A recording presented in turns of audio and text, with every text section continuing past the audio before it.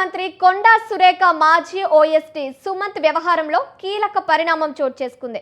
Jubilee Hills CI Muthu యాదవ్పై suspension చేశారు. మాజీ OST Sumanth ఇష్యూలో అలసత్వం ప్రదర్శించినందుకు చర్యలు తీసుకున్నారు.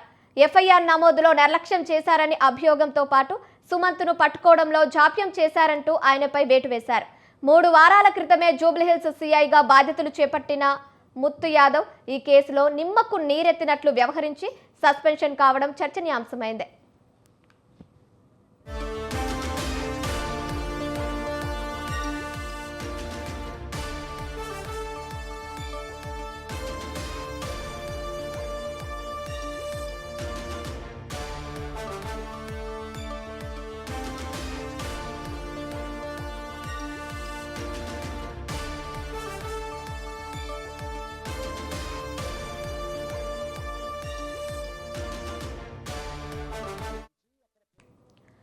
తెలంగాణ మంత్రి కొండా సురేఖ మాజీ ఓఎస్టీ సుమంత్ వ్యవహారంలో కీలక పరిణామం చోటు చేసుకుంది.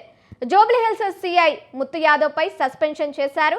మాజీ ఓఎస్టీ సుమంత్ ఇష్యూలో అలసత్వం ప్రదర్శించినందుకు చర్యలు తీసుకున్నారు. ఎఫ్ఐఆర్ నమోదులో నిర్లక్ష్యం చేశారని అభియోగంతో పాటు సుమంత్ను పట్టుకోవడంలో జాప్యం చేశారంటూ ఆయనపై వేటు వేశారు.